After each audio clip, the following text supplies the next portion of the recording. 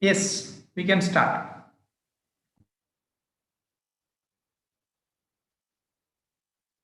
Good afternoon, one and all. Respected dignitaries, teachers, and dear friends. Now, we are on the first technical session of the two-day international webinar on the topic Women and Development, organized by Department of Economics, University of Kerala. Today, we have with us Dr. Sheeja SR, Professor, Department of Economics, University of Kerala, to chair the session. Dr. Sheeja SR is a distinguished professor in economics, worked in various government colleges of Kerala. She also served as the Vice President of Kerala Economic Association, Secretary at Kerala Economics Association Trust, and a life member of Indian Economic Association and Kerala Economic Association. With utmost pleasure and happiness, we welcome you, ma'am. We have three speakers with us for the session. Firstly, I welcome Dr. Nandita Matthew, researcher, United Nations University, Maastricht Economic Research Institute on Innovation and Technology. She will be sharing her findings on the topic Women on Board in India on paper and in practice.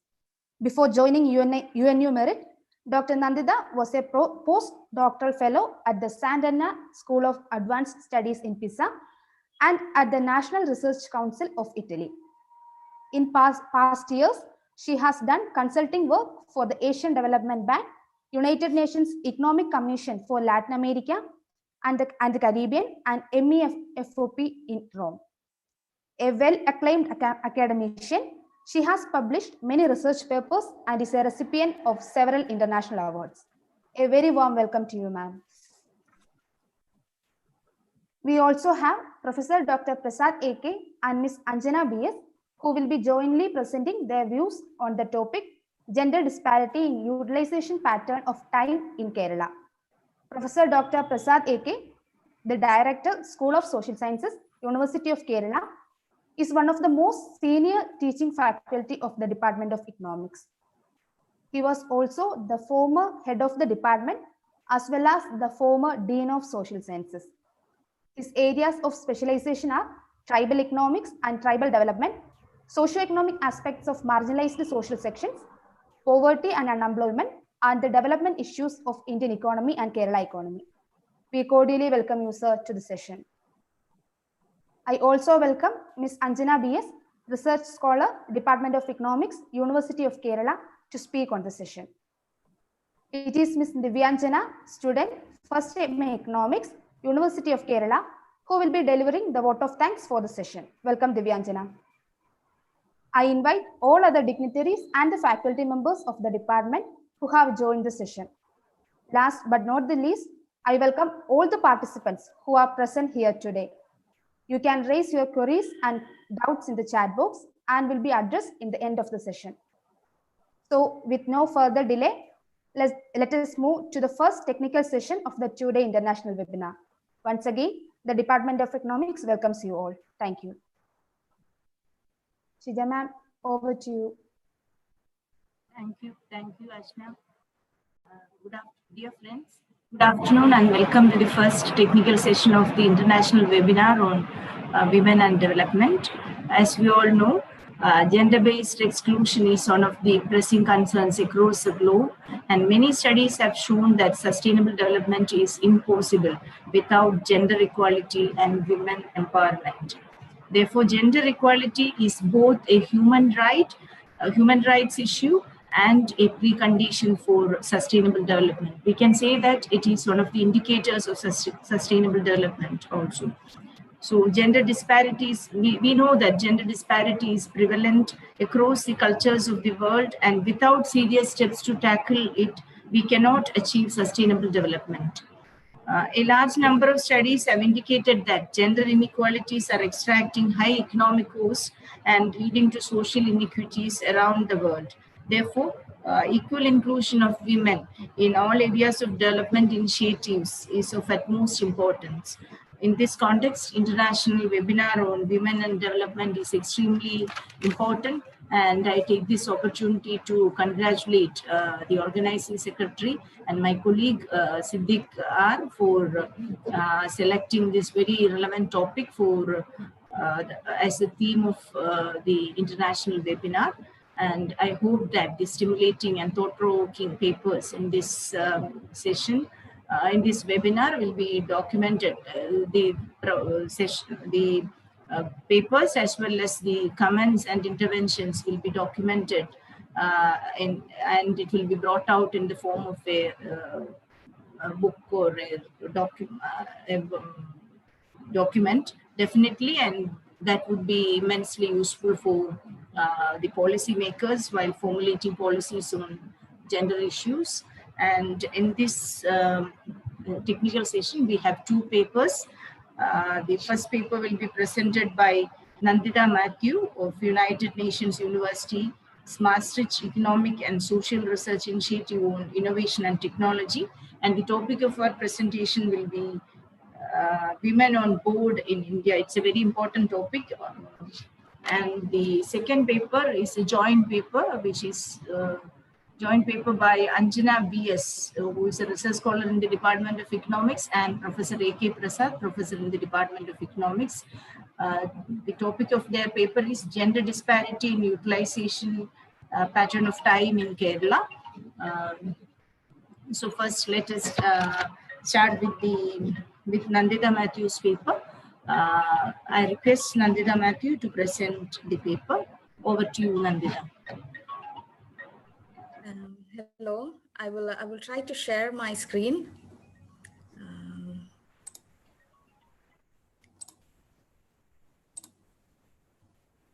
Okay, do you see my screen? Yes.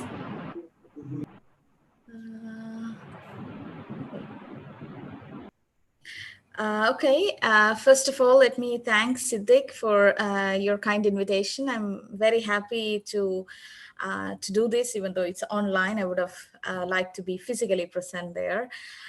So I think it's very important that you do this kind of webinars on women and development because we need to, let's say, bridge the gap between policymakers and academicians, and these kind of events are very important. So I work at the United Nations University. I'm a research fellow. I'm also the gender focal point of the United Nations University at Merit. So I work as a liaison between UN University and also other UN organizations like the UN Women to coordinate and integrate efforts on research on SDG 5, that's the gender equality. Today, I will present this work. It's a work in progress, even though I've sent you a draft.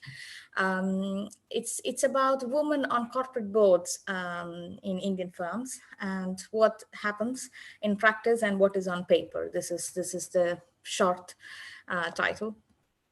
So, okay. So as you already know, SDG 5 is on gender equality on all spheres. So UN plays a lot of importance, not just on the equal participation of women and men in any kind of jobs, but also it puts special focus on jobs that involve this decision-making power, so decisive roles. So to give women greater voice in all the different spheres are important. So we spent a lot of time last year to come up with this draft where we are trying to do a big gender atlas at the UN, trying to map all the different research that is done on different parts of the world by UN organizations, and to see how SDG 5 interacts with other sustainable development goals. So which also made us think how important the SDG 5 is. So it's each of the sustainable development goals, you cannot think of it by its own because it also interacts a lot with others. So for example, the other sustainable development goal on decent work will not be achieved if there is no decent work for women. The same is true for no hunger. The same is true for many other sustainable development goals. So it's very important that this is one of the pillar or one of the building blocks for other sustainable development goals as well. As Helen Clark at the UNDP pointed out, the international law recognizes that everyone has a right to participate in public life, but it remains an ongoing challenge to achieve women's equal participation, especially in decision making. So in many of the meetings or many of the, let's say, big events when there are policymakers involved, we really see that the number of women are very few. I have seen that sometimes I'm the only one when the group is small enough. So these are the things that have to be changed, and we are talking about women in, especially in this paper, we are talking about women in decisive roles. So as also Shija Mann just pointed out, gender equality is not only about protection of human rights per se, but it's also about economic efficiency and economic development. The World Bank report in 2011, they already pointed this out, that the greater gender equality is also smart economics because it enhances productivity and improve other development outcomes. So it's important for, as I pointed out, for other sustainable development goals and overall economic growth. But this is not simply true only for the macro level, but also at a micro level, there are economic gains from increased gender diversity. When I talk about micro level, it can be firms, organizations, it can be government institutions. In any kind of an organizational setup, it's important to have diverse people in the decision-making process, because there are studies that have said that different genders have different viewpoint towards many aspects that involves decisions. So here, when I say micro level, I talk about firms. Firms in India. It covers both manufacturing and service sector. And I'm talking about decision-making jobs. So not at an employee level, not different levels of skilled or blue-collar jobs within organizations, but managerial positions or the board positions. In the board of directors, how many women are there? This is the question that we are asking here. And there are advantages of having women on board. There are studies that have shown that there are advantages of having women on board.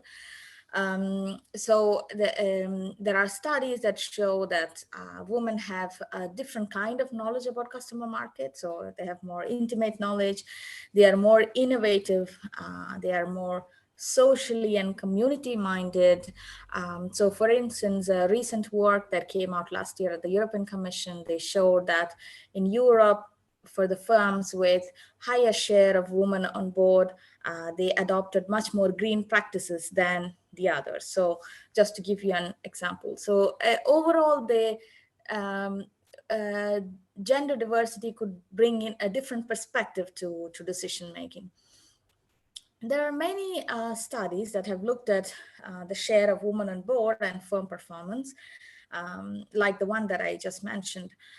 However, it's not so easy to understand the causal relationship, especially, let's say in economic terms, especially when we are at an equilibrium state, when there is nothing changing in the sense.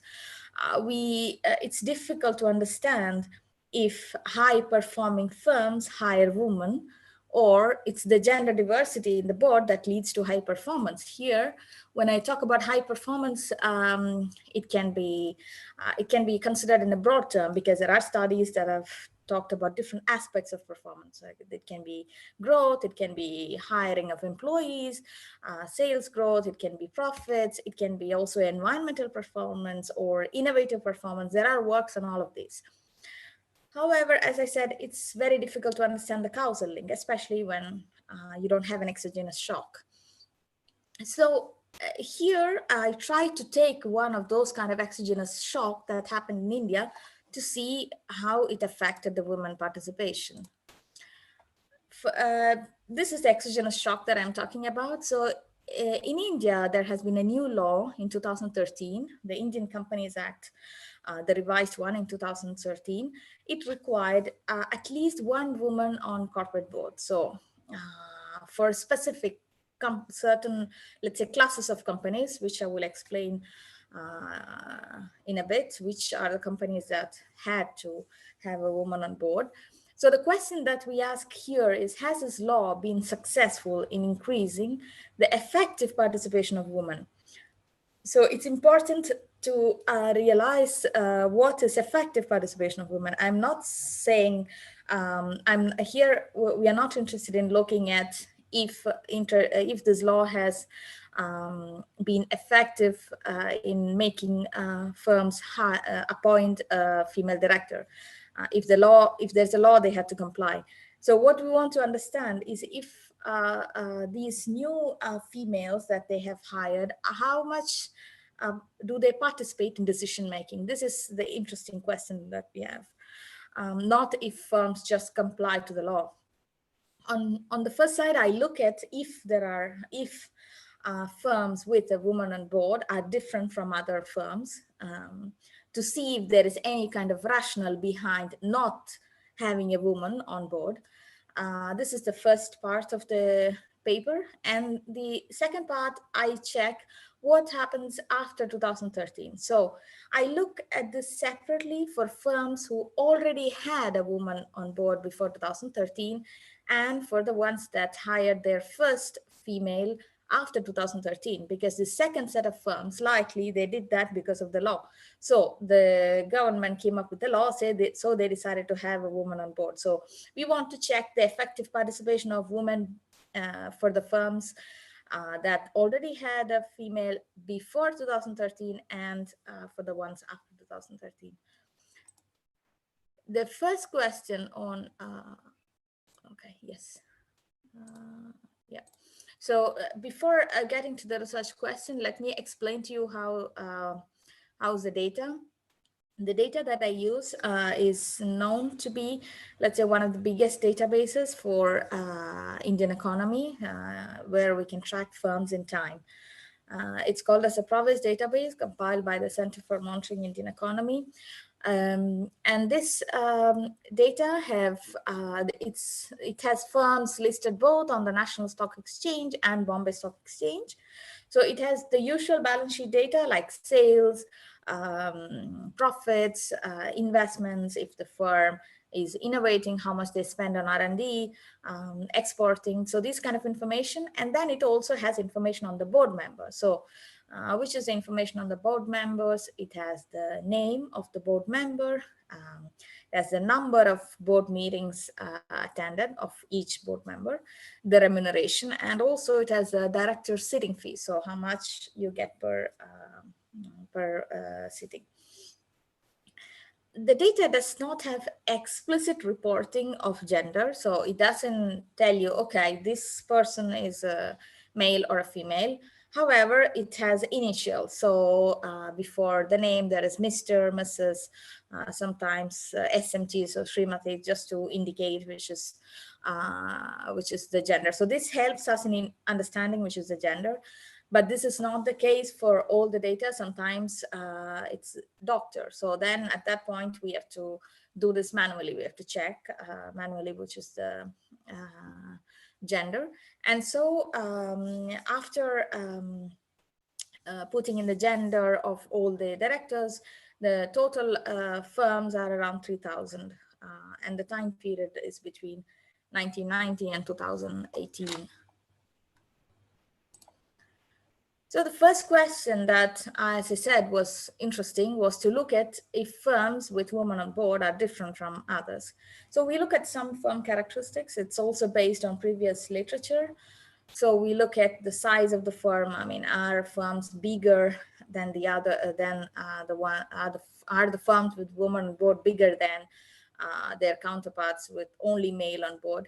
There is some literature on this. The idea that they point out that it's possible that they are bigger because when the firm gets bigger, they are more visible in public and they need to, let's say, show that they have a woman on board. And so it's more likely that the firms that are bigger have at least one woman on board.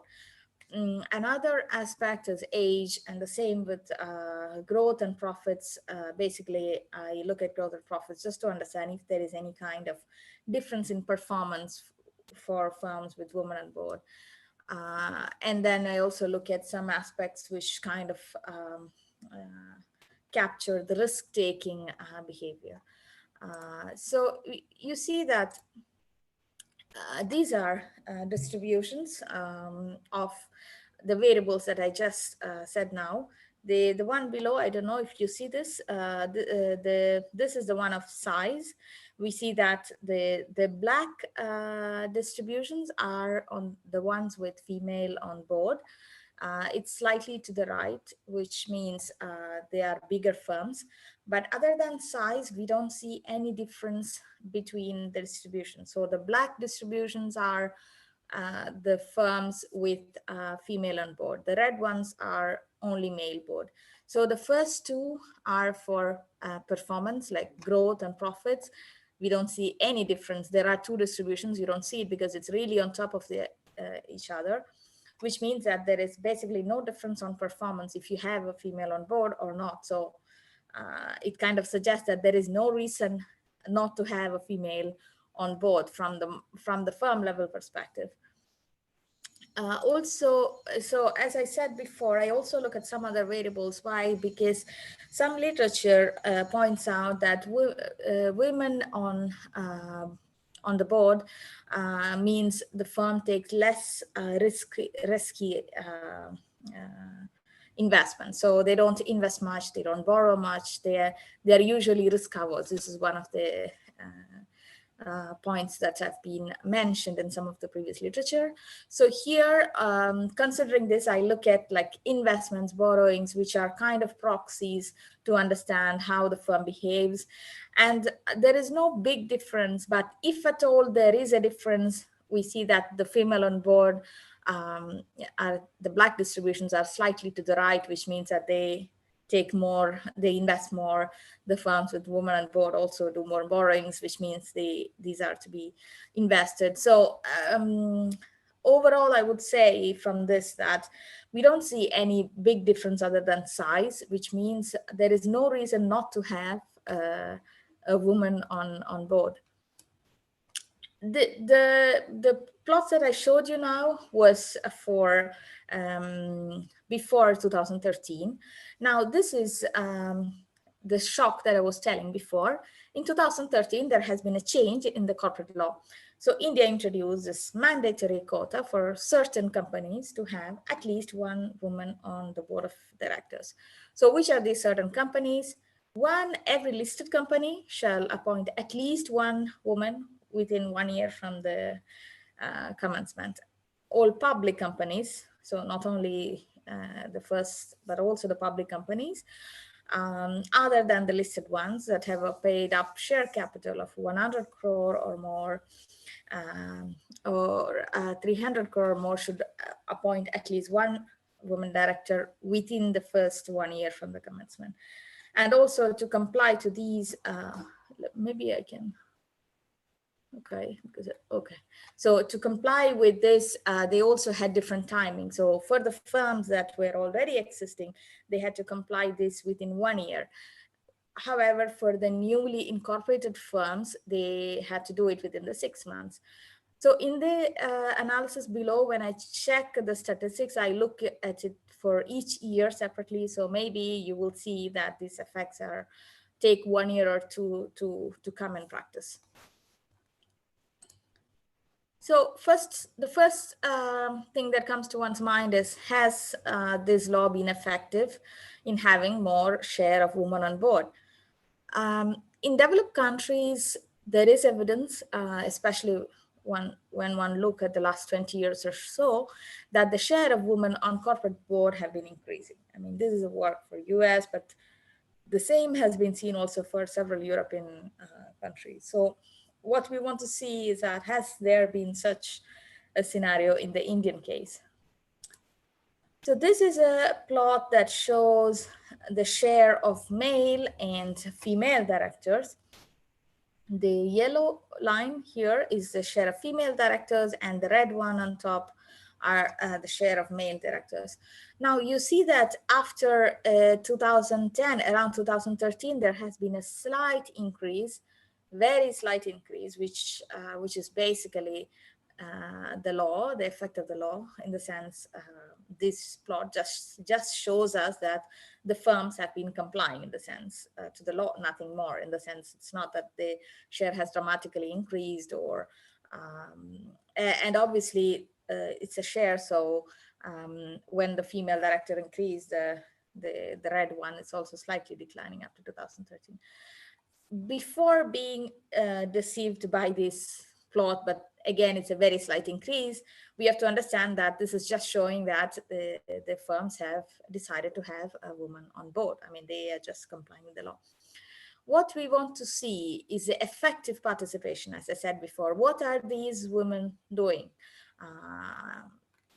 For this, I thought it's important to check for firms who already had a woman on board before 2013, and for firms whose first appointment was after 2013. So this is the first category of firms where I look at the number of board meetings attended per director. So before 2013, the firms that had a female on board, the median values are very similar to the one of male.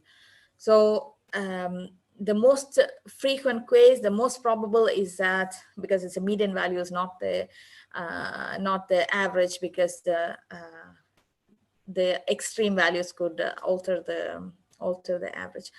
We see that more or less both males and females, the most likely scenario is that they attend around 5 meetings per year. The maximum for males are very different.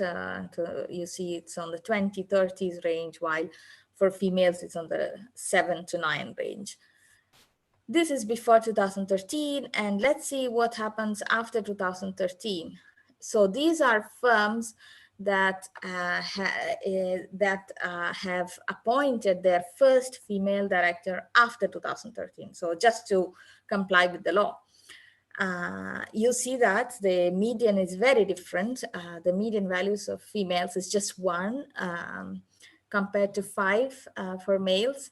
And it's even dramatic that even the maximum is 1 for the first year. So these females are appointed, they are part of the board, but apparently they don't attend any board meetings, or let's say they are not actively involved in the decision-making process. And the median also in 2018, which is the last year of the database that we have, the median is still half of the value for males.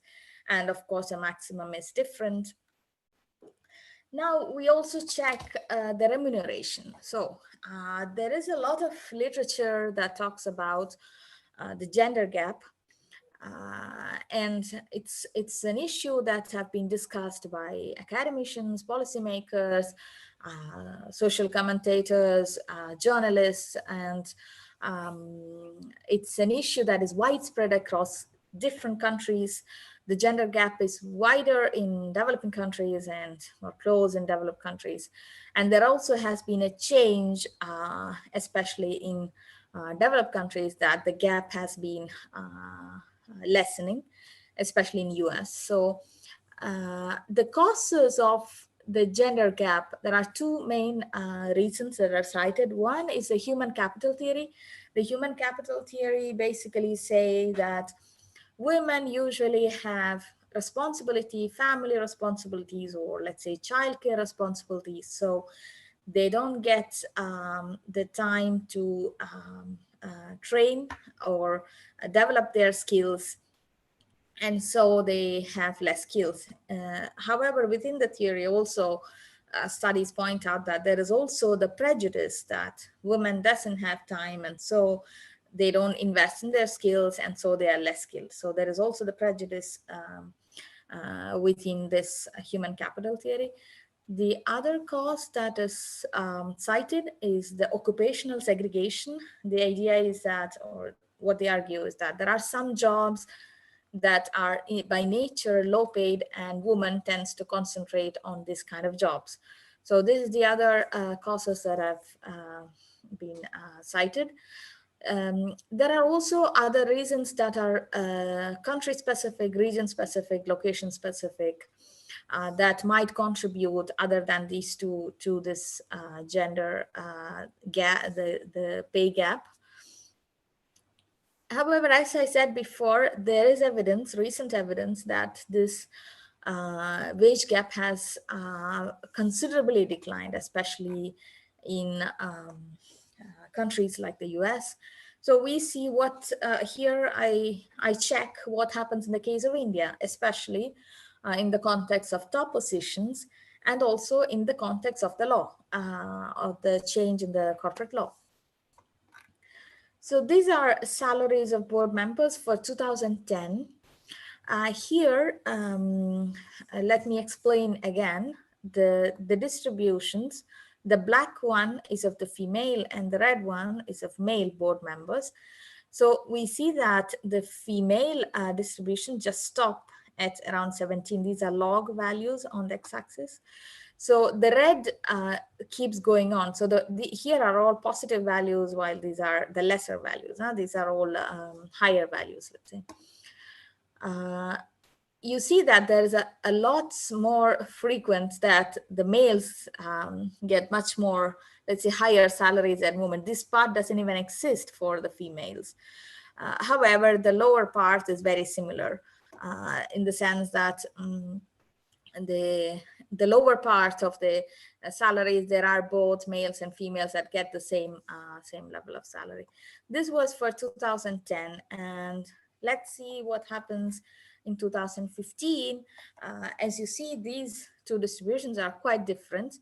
So the red one and the black one is really shifted, one to the left and the other to the right, which means that the red distribution kind of stochastically, like statistically dominate the black one, which means the higher salaries of males are higher than the higher salaries of females, and the same with the lower case. So this means that the gap has further increased after 2013. But this, you have to think, or my guess is that the new appointed females after the 2013 law, likely firms decided to have a female on board just like a token, just to comply with the law, but they don't attend board meetings, and they are also paid very few. So these are the salaries that made these distributions likely to shift from one to the other, widening such a gap. So in the beginning, I started to talk about effective participation. Why effective participation is important? Because obviously when there is a law, there will be an increase in number from 0 to 1. This is just firms complying with the law. So we are not interested in looking at this obvious increase in number, but what are these females, how much decisive role do these females have in the board? How much of effective participation is there? This is the question that we try to answer here. And actually, we see that there is big difference in the participation of in terms of board meetings attended, especially after 2013. And also there has been a widening gap in the pay. Now, this doesn't mean that this law per se is not good. The idea, the point I want to put forward is that, are these laws enough to solve the problem of gender disparity in corporate boards? Especially in countries like India, where we have a complex social structure, the social norms play an important role. We need a lot of, let's say, different building blocks that will help these laws to be effective in practice. And so it's not important to have 1 or 2 laws here and there, but we need a systematic change. And one needs to think of what are the policies that can help in this direction, and how these policies will help in, let's say, improving the gender diversity or having more gender balance. that go beyond such tokenism. That's what I would call, and also other literature have called in corporate boards. I mean, this is not the case only of corporate boards, but this can be the case also of other institutions where there are this kind of policies without the supporting building blocks around it. And that's it. Thank you. I will stop sharing the screen, and I will take questions so we can have some discussion on this. Okay. Thank you, Nandita. By using Provus database of CMI, which is the largest database available within the country regarding the corporate sector, she has examined the role of women in decision making within the organizations. And I'm very happy to see that you have used Provus database to examine this. I myself have used Provus database for my PhD work. Actually, it was on it was related to the firm's performance impact of R&D or productivity, efficiency, etc. Then at that time, it was way back in 2004. I submitted my PhD thesis in 2004, and at that time, I never imagined that Provus database will be used for examining the role of women in decision-making process. So being a woman, I'm very proud of you, Nandita, for using Provus database for such an analysis. And Thank you very much. I think we can invite questions from the questions or comments from the participants. Now participants can raise your questions or comments. Now we need to go for the question or the presentation of the other paper. Oh, sorry. What do you think? Sorry, Siddiq, I forgot that. Okay. Now let us move to the second presentation. The second presentation. Then we'll discuss about it, because otherwise, the other presenter may lose some time. Okay, I forgot that. I had some phone calls in between. I forgot that. Okay. Let us move to the second presentation. It will be this is a joint paper by Anjana BS and Professor A.K. Prasad. I think Anjana is going to present the paper. The topic of the presentation is gender disparity in utilization pattern of time in Kerala. So, Anjana, are you ready for the presentation? Yes, ma'am. Over to you, Anjana.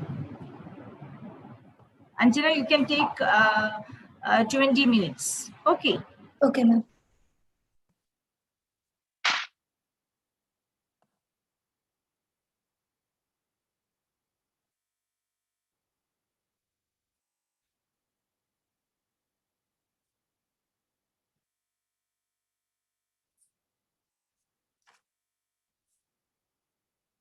Good afternoon to one and all.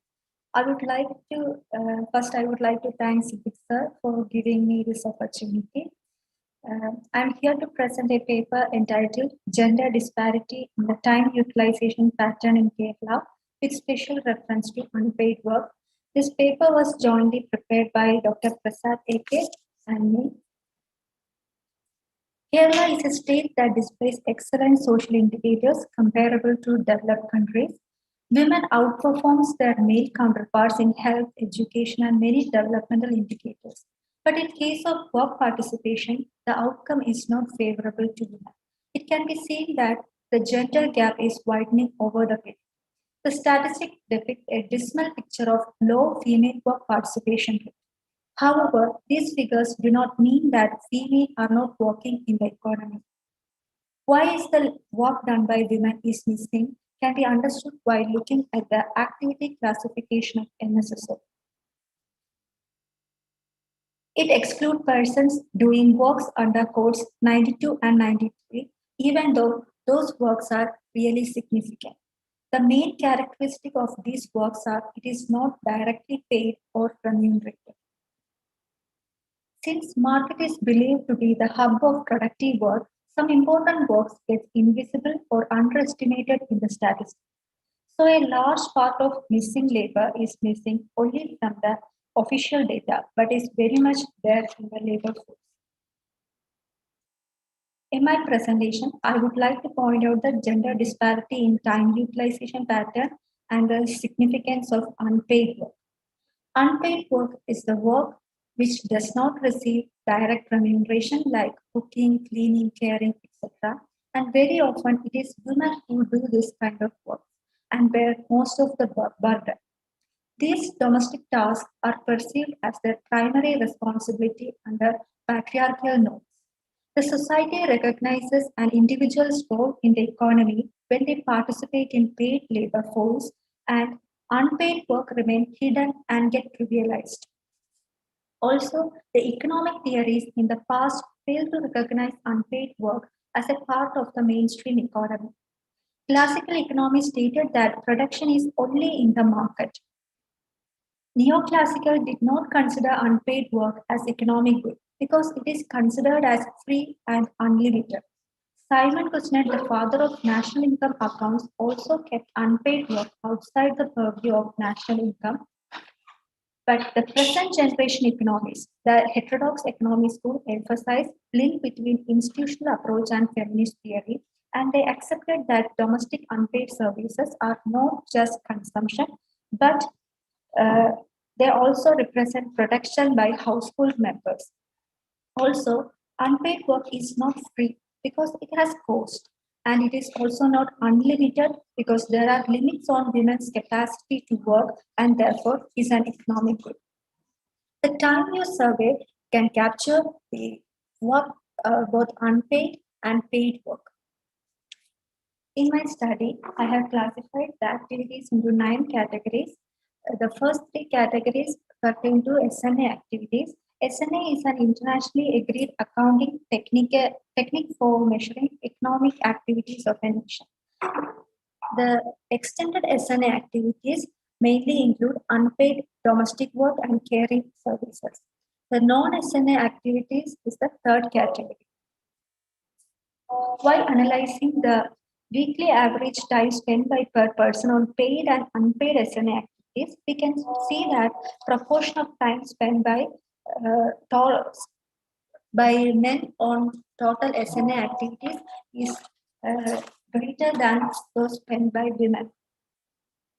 But while taking the extended SNA activities, we can see a clear-cut difference in the participation of female and male, with women shouldering greatest burden.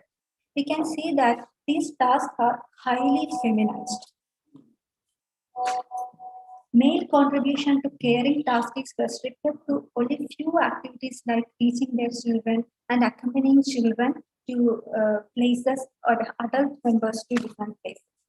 So women spend about 5 times more in extended SNA activities compared to men. So while combining SNA and extended SNA activities, women are found to be working for longer hours than men, which is in contradiction to the national or state statistics. So this is a very unequal distribution between women and men. What is important to note is that the predominance of women in this work is not a result of their free choice. The division of work between women and men is largely a social construct determined by patriarchal traditions and values.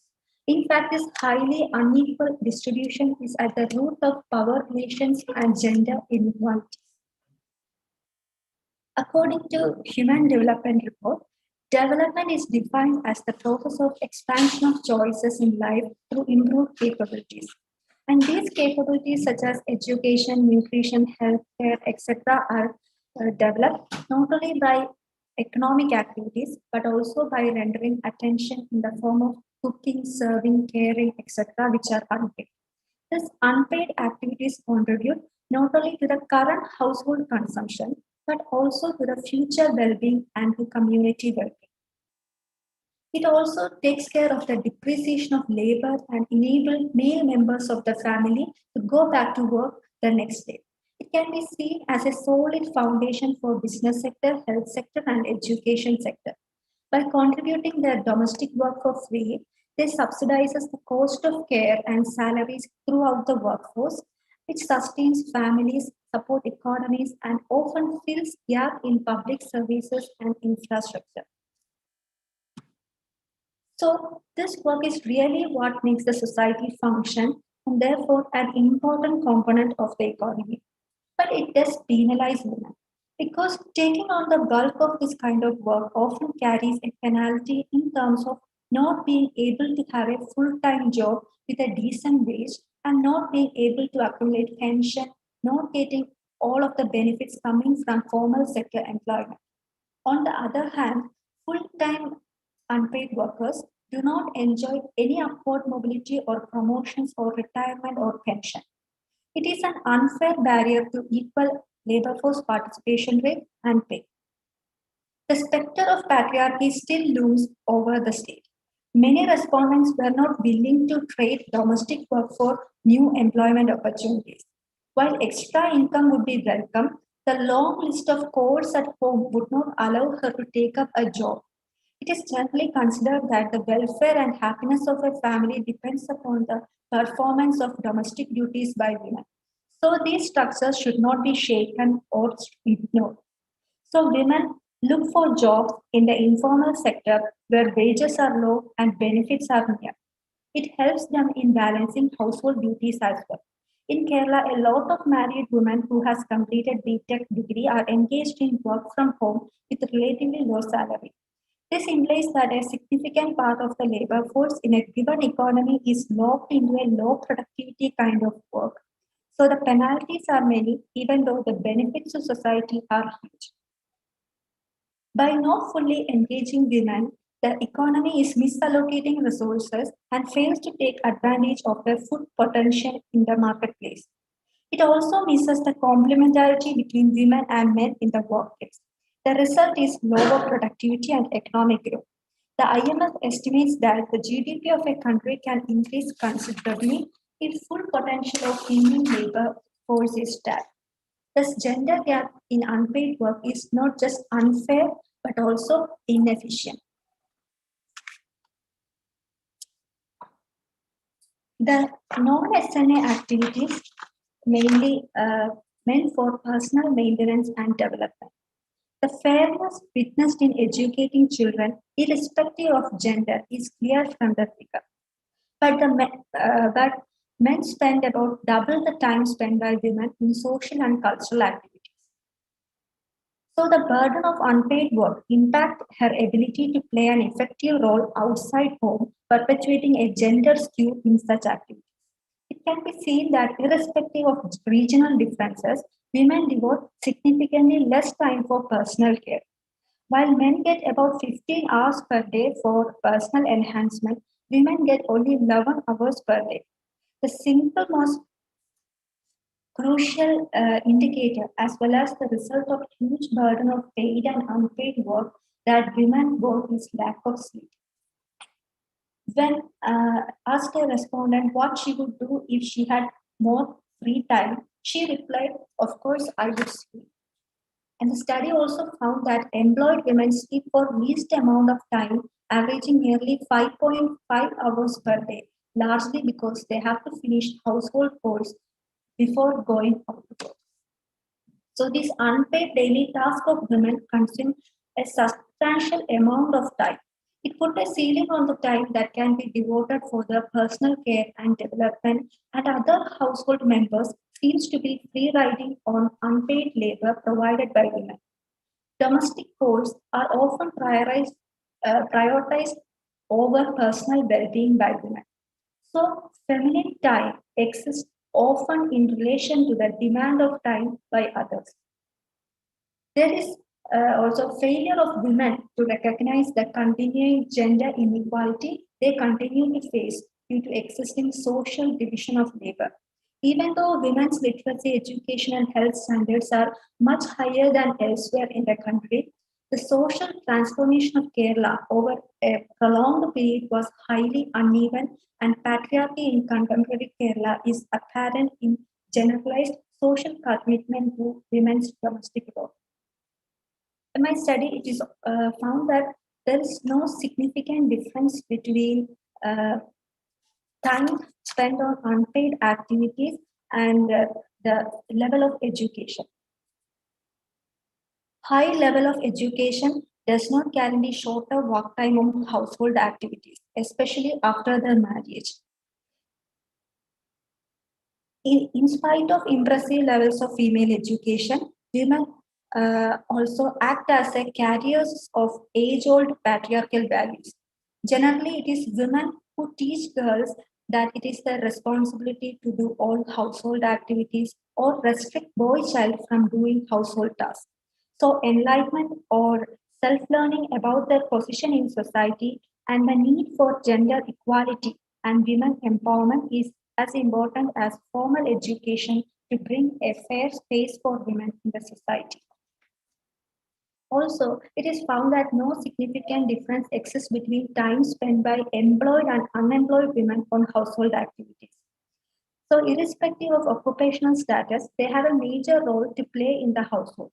The observation indicates that doing household activities is a must for women, and full-time or part-time employment in the job market does not reduce such burden significantly. Indeed, women continue to struggle with the second shift impact, in which they come home from a long day at work and take on the unpaid labor of housework and childcare. But the double burden on women is often not addressed. Men who have female partner working in the home have an unfair advantage over women in the workplace who have no free labor at home tending to their needs. Combining paid work commitments with unpaid work are more likely to suffer from time poverty.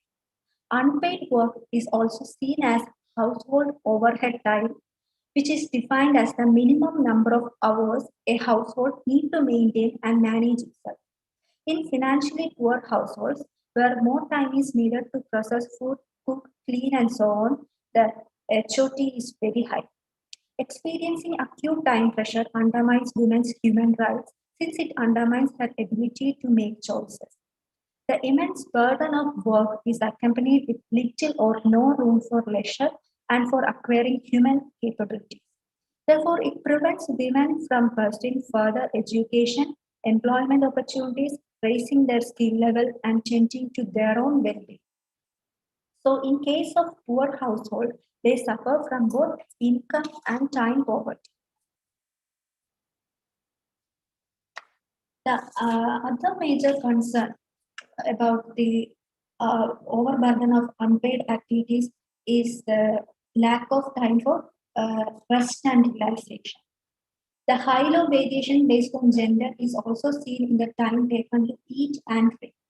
Some of the respondents reported that they used to have meals within 5 to 10 minutes during weekdays so that they could finish other household duties. Sometimes they have no time to sit down for having meal and combine eating with other activities. For having children, for those having children below 6 years of age, told that they have to feed children along with themselves, and they often spend more time serving others rather than eating.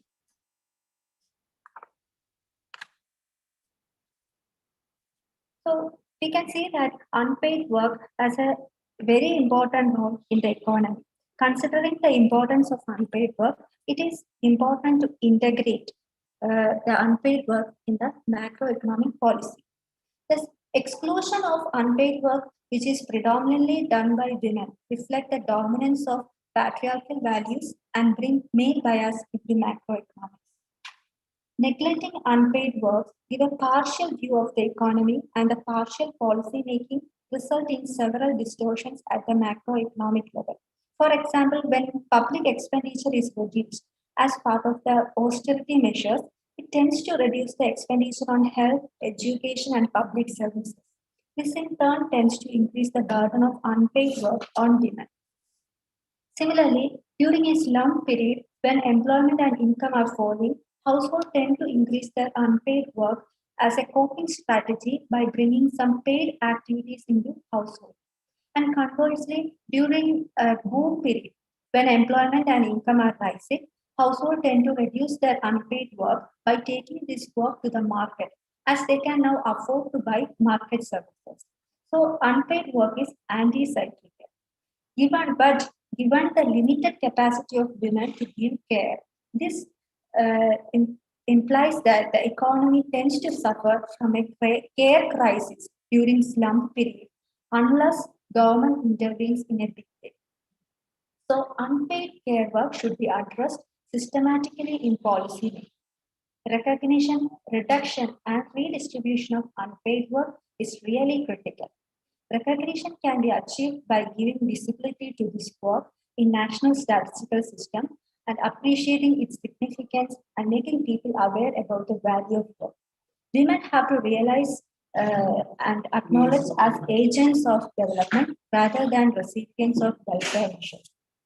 Reduction in unpaid work in order to reduce the drudgery part of the work as well as the time stress of unpaid work can be done by providing infrastructure support, quality basic services, and time-saving technologies. The redistribution of unpaid work within the household requires changes in prevailing patriarchal norms and customs. It involves rethinking and redoing of our existing social relationships. The government may consider providing incentives to encourage the sharing of unpaid work by men, such as paternity leave, special incentives if men share childcare, etc. The redistribution of unpaid care between the other caregiving institutions, such as voluntary sector, private sector, public sector, can also be made by shifting some unpaid work to the mainstream economy. For example, providing early childhood education and care, taking care of elderly and sick, etc. Since women traditionally do much of the unpaid work, neglecting to include it underestimates women's contribution to the economy. So, time has come to incorporate unpaid work into labor market analysis and in the design of realistic labor and employment policies. Thank you.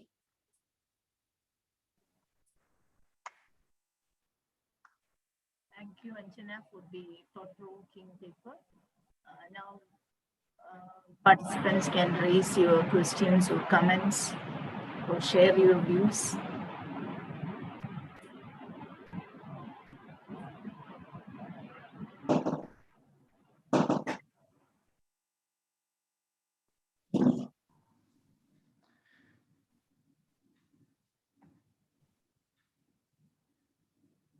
Hello. Can I ask a question on this? Yes. Couple of points. Okay, thank you for this presentation. And in fact, it is an interesting one. So first of all, we are so grateful that you accepted our invitation and had given a presentation, especially in this area. So I guess it is one of the first of its kind. So while we ensure, my question is the following. While we ensure the representation of women through law, your study shows that the remuneration and the status of women as a decision maker is not significantly come up. And what mechanism perhaps bring this issue being resolved? Because this is a legality which made the women into the board. And now what extension of the legality is in fact, ensures such a sort of an improvement in the women in board? And do you think that the legal provisions or extension of legal premise improve this? I think there is a lot of scope in working over this particular aspect of, that particular aspect of the law, especially the corporate law. That part, that I have hardly seen anybody who had worked on it. So it would be great if something you can reflect on it. And then the second question I would like to ask is, can you, elaborate a little bit on the regional variation regarding the incorporation of women in board, because that is also part of your work. Yes. So it's within that, one more, let me come. Yes. Within that, do you think that whether there is any regional bias in terms of incorporation of women in board and their social recognition exists in their respective region? So not country as a whole, because under the constitution, we are all under the constitution. So we have no segregation or discrimination, which ensures under the constitution, but still we do have this difference under a very secular constitution. So in that context, you can't simply say that within the context of the constitution, but I am asking, this is in the context of the regional variation, which is persisting and prevailing all across the country. So please have your own. Yeah. So for Anjana, one second. I also have a question. Anjana, Nandita, is there any difference between the level of education between men and women in the board? Could you find any difference between the level of education? That is my question. Yeah. Can I ask one question also to Nandita? Yes. Hello, I'm Christabel from University of Kerala. When it comes to the director, board of directors, we know that they are the key decision makers of a company, and they are elected to represent the shareholders. So from that context, when we look at that composition, what you have rightly said is that the number, even if you take the global figure, they are less than 17%, and when it comes to the board chair, it is less than 5%. That kind of data we can see. In continuation of what Professor Shrija has asked, whether it is the lack of qualification which made this representation low. That is first question. Second one, some years back in future studies, we did a study on the board of directors. What we have found is that, the board, the members who are the members in one board will be the members in other board. So the multiple kind of membership will be there. Okay, so the person who will be in different boards, the same person will be there in the different boards, and that kind of issues will be there, because if that is the case, the total representation need not be going up. The same person will be appearing in different boards of the different corporates. Okay. So that is, have you come across that kind of any pattern in terms of females are concerned? Yet another thing which I want to know is that what is the composition? I don't know whether the data give you that that kind of information, because when it comes to the women board members, whether there is any composition in terms of education, in terms of the locational background, as Siddiq has rightly asked. So I also would like to know about it. Yet another issue which I have seen is about the higher the salaries. When the women are given higher salaries, the men are given much more higher salaries than that of the women board members. So is it because whether the bargaining power of the men is going up compared to the females when they are appointed in the board? So I feel that kind of a doubt. I'm not sure about it. You may answer that thing. And I'm curious about the methodology you have used, that kernel density. So what is the reason why you selected this methodology rather than going for some other kind of modeling or correlation kind of statistical tools? So I would like to hear from you. Thank you. Can I answer one by one? Okay, so first of all, to Siddiq, he was asking, the first question was what can be done given that the policy of Indian Companies Act is not really helping in effective participation of women. One major doubt I have, and this is something I need to check if I can actually check with the data, is to understand if these board members are family members of other board members. In the sense, for example, if I look at the top firms like Reliance, they have Rita Ambani in the board, but this is possible that once there's a change in law, they decided to have someone just for the name. So it is possible. This could help in understanding why there is no active participation as well. Maybe this will help in explaining. And if this is the case, I think this is something that can be done within the law, in the sense one could make the amendment saying that one cannot have people involved in family, but it's not so easy to decide this. However, my point is, I am not sure if another law is what we need here, but or law specifically that matters to corporates. But as I said, that we need all the different building blocks surrounding it. So this is what matters. And on the regional side, so I did this. If you have the draft with you, you will see that I didn't talk much about it because the regional part just reflects the human development indicator, which just shows that the data is kind of representative. That's all, in the sense it kind of correlates with the other human development indicators when I look at the share of women. On the change of the corporate law, it's still to be checked. I didn't check if there is a bias. Another issue is also that there are few firms of course, when you look at statewide. So this is another, it could have a bias in this respect. To come to the question on the level of education that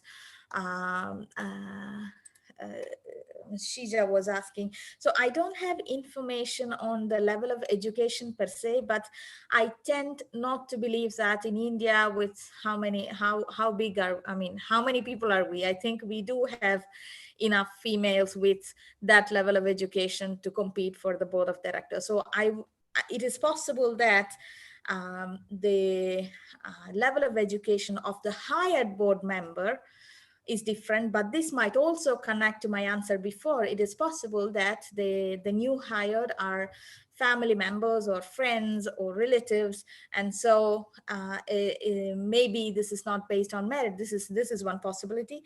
But however, I don't think, because here we are talking about corporate board, so we are talking about like even 200 women would do to fill in this, to bring up the share up. And I believe that we have those kind of the resumes that can be mapped with existing male board members. So I don't think this is the issue. But as you said, it is possible that the ones they hire have a different skill level. This is one possibility. And coming to the this also kind of answers the lack of qualification, the question that was put by Christabel on that the board members in the end represent the shareholders, and it's possible that the lack of qualifications. Again, this will again come back to the discussion on the hiring strategy, so or whom you appoint as a female director.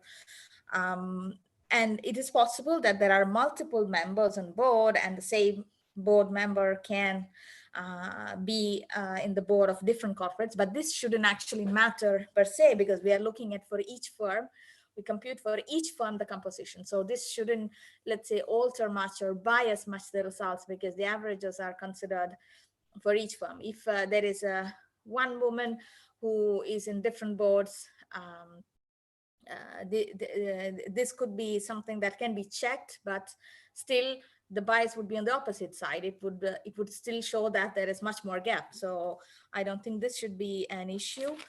And on the salaries, what I believe is that one thing could be the bargaining power. Of course, maybe men has high bargaining power.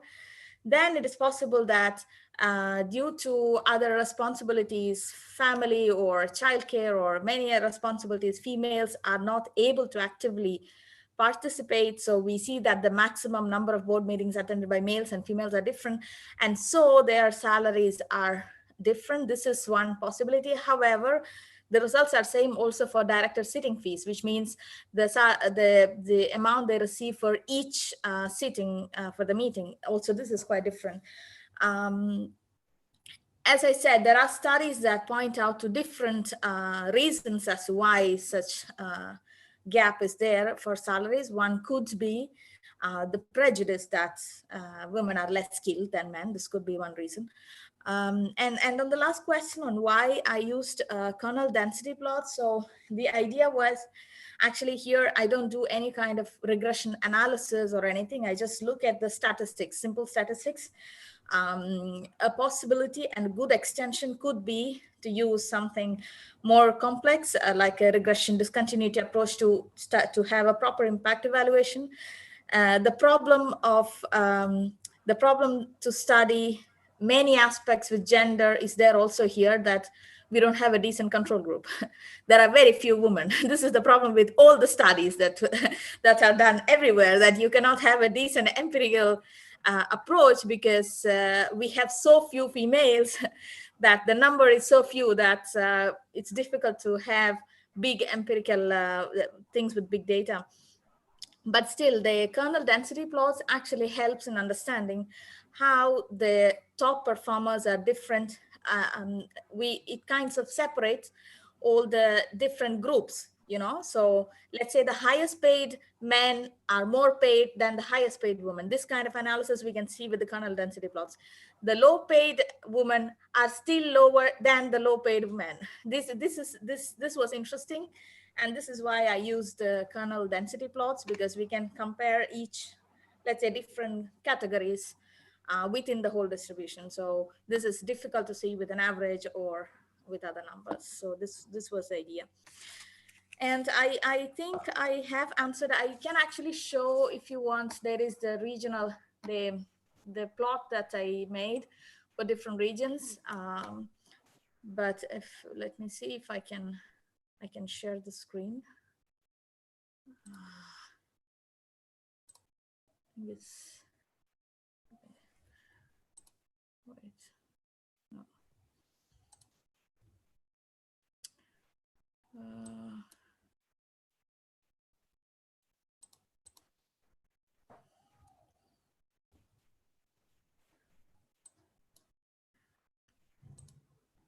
Do you see? Actually, about the Zoom.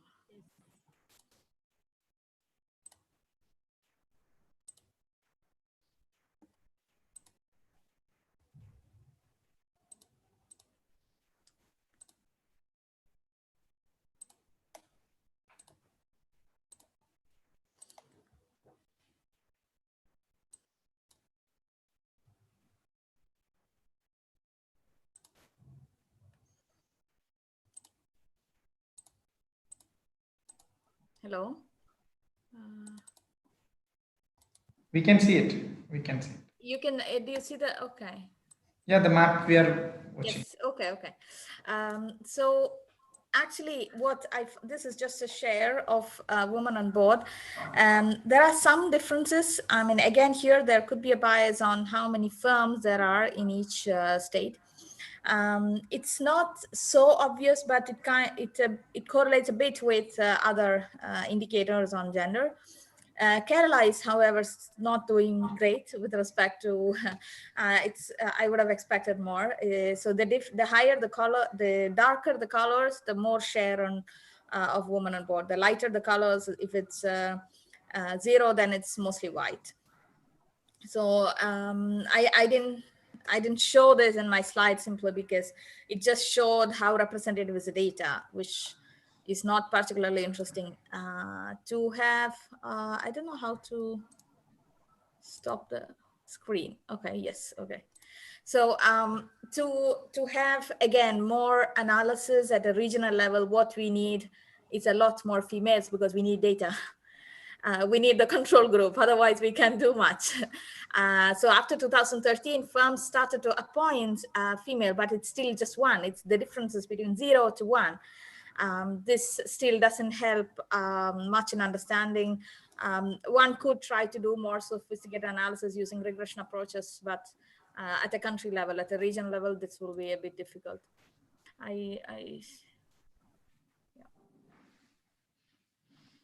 Yeah, that's it. I think I've answered all the questions, but other questions, just put in the chat box. I think there's a question to to Anjana. Yeah. That is Ranjana. Anjana, there is a question for you in the chat box. Yes, Can ma'am. I read? Yes, ma'am. Anjana, you have a question in the chat box. In the chat box, what is your opinion about practicality of payment to women who are doing household chores? Practicality of payment to women who are doing this households. In their home. That is the For women belonging to the age group 40 years and above, it would be good because it would be difficult for them to acquire new skills. But for the younger woman or for future generation, it would create a negative effect because some women would prefer to remain unemployed because they are getting this payment. And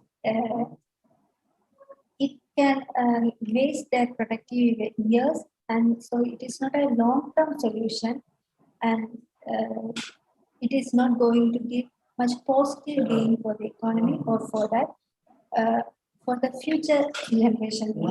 And if the husband is giving the money, recently there was a discussion that husband should give money to their wife, but if husband is giving money to women without changing the attitude towards this unpaid work or without changing the attitude towards this work as feminine task, then it can worsen the situation because now they feel like a boss-employee relation. So the husband and his family could demand more from wife and can become more authoritative and treat like a worker. And another important factor is nowadays, even we can in many families we can see that employed women give their salary to husband. So I don't know how much it is practical. And first and foremost, you have to make them aware that it is not a feminine task, and that you should change the attitudes towards unpaid work, and uh, you should share the work, household activities, and the caring activities. Thank you. Thank you, Anjana. Is there any other question? Question or any comment? Good afternoon. Can I ask a small clarification to Anjana? Yeah. What kind of data you have used? Is it a fieldwork based data or some secondary data? Because I didn't get throughout the presentation. So some of the graphs you have mentioned, no? So that data you collected or you have taken some secondary level analysis? I conducted primary level survey. I used the time use survey analysis. Okay. Is it a NSS survey, that time survey? No, I conducted a primary survey. Okay. I used the time use survey method. Okay. Is it a Kerala, all Kerala kind of state survey or some specific area where you have focused? I did the study in 3 districts in Kerala. Oh, okay. In Thiruvananthapuram and in the mid Kerala and in the northern Kerala. Okay. Is there any question? Any other Okay, question? can I ask a quick Yes. to Anjana? I was wondering, it's more of just a chat question, let's say. It's more of a question on how do you think the emerging technologies will help women in changing their household chores? Or let me put it differently. So when we look at the previous generations, they did not have, let's say, washing machines or other dishwasher machines and stuff. So which one do you think will be faster, that emerging technologies will help women with their household chores, or more of a social acceptance where men will take half of the share of the household chores? Which one do you think will be faster? And, of course, the sharing of the work by men and women will be the faster will be the effective way, but I don't know whether it is a faster way of No, faster. I agree. I agree. It's an effective way. I was just asking if you have a prediction on what will happen in practice faster. Will the technology help the woman to get out of their household chores before men, before we have a social acceptance, because the social acceptance tend to take a lot of time apparently. So maybe technology is the savior than the change. But still, at the end of the day, the women are, if even if technology take over, but still at the end of the day, the share and the composition of women who's doing is actually going to be intact in that sense. Yes, yes. So I don't think that is a kind of a radical change, though technology replaces many of the work. But still, if you say the quantum of work and vis-a-vis the kind of an involvement of technology, it is only easing the work, not actually releases women from the kind of burden which is she undergoes. So I don't think that the other one is more acceptable than. Yes, if you wait for 10 years, maybe yes. My No, question, I don't think that time. rhetorical one, I it's like, understand. will there be more equality before that stage when robots will start doing the work at home? Yes, no, I would say that no, it is a kind of an attitude and raising issues also. For example, if you are from Europe, maybe your partner may not be feeling bad to cook as well as wash dishes. Yeah. But in Kerala, even if you are ready, but there are social constraints, even you are educated and other kind of things. So Exactly. completely different. So it is a kind of an attitude which we need to nurture. And these days things are, I think we need to, give more priority in that. Of course, even if technology comes, the men will supply technology and they get out. They also equally get a lot of technological support to ease their work. So in that sense, I don't think that the work is being shared. That sharing would be the more caring than the other way around. Simply. Yeah. I mean, it was more of a question with a sarcastic note, in the sense, when will the change happen? Is it before robots come to our homes? Will it happen in India? This was the question. But One more question. There is one more question. Nandita, can you see it in the chat notes? Yes, I'm just reading it now.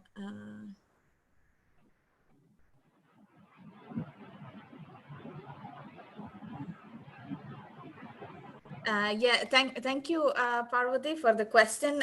You're totally right. So there are a lot of social norms that are surrounding that we are surrounded by, and that's why I was saying we cannot think of one policy that might help. It's not like fever and you give paracetamol and you fix it. And that's exactly what we see in this law. So we need a lot of, on one side, to have role models, or to have women performing well in bigger decision roles, play some kind of, have a social impact on females, having, okay, I can also do it kind of feeling. This is there. But on the other side, indeed, social norms are huge, and it's much more complex in developing economies, because developing economies, there is much more heterogeneity. I mean, for us, each states are different, and also within the states, as much as there is income inequality, the same is also with social development. There are people with broad mindset, but there are also people with very backward mindset. So this is indeed, it contributes. The challenge is how to overcome this, right? The challenge is this.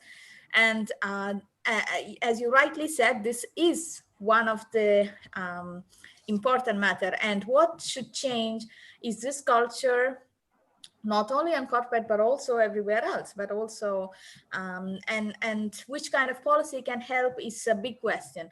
One could be, as I was pointing out also as an answer to Siddiq's question before, is to check if these new women that are hired after the new law are family members or relatives, just to have them on the board. This might change in the sense, if you have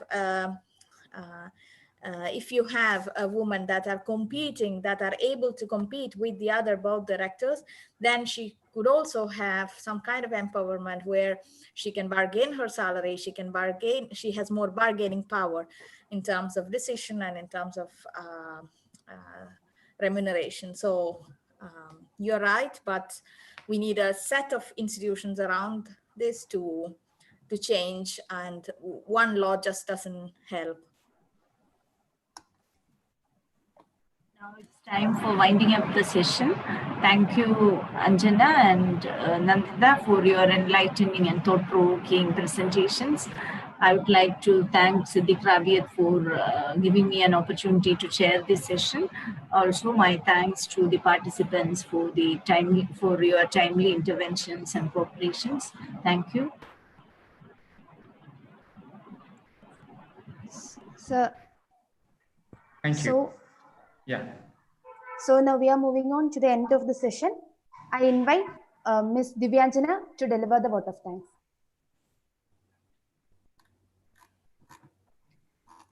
Good evening to one and all. On this occasion, it is indeed my pleasure to deliver the vote of thanks on behalf of the Department of Economics, University of Kerala. I take this opportunity to express my gratitude to respected Dr. Sheeja S.R., Professor, Department of Economics, University of Kerala, for chairing this session. Thank you, ma'am. I would like to thank Dr. Nandita Matthew, researcher, United Nations University, Maastricht Economic and Social Research Institute on Innovation and Technology, for presenting the paper on women on board in Indian firms on paper and in practice. We were enlightened by her views on gender diversity in decision making and the advantages of having women on board. It provided an insight on the importance of gender balance in the corporate sector. Thank you, ma'am. Next, I extend my gratitude to Ms. Anjana B.S., Research Scholar, Department of Economics, University of Kerala, and Professor Dr. Prasad A.K., Director, School of Social Sciences and Professor, Department of Economics, University of Kerala, who expressed their views on the topic, gender disparity in utilization pattern of time in Kerala.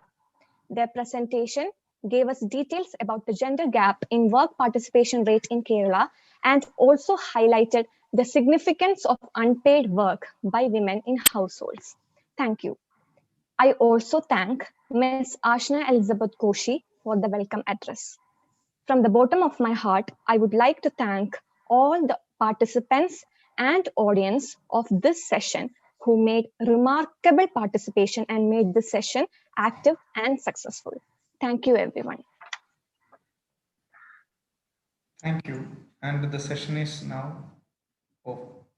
Thank you, Nandita, for... Thanks, Siddiq. Thanks. see you. Yeah. See you. Thank you, Anjana. Thank you so much. Thank you, Sheeja teacher.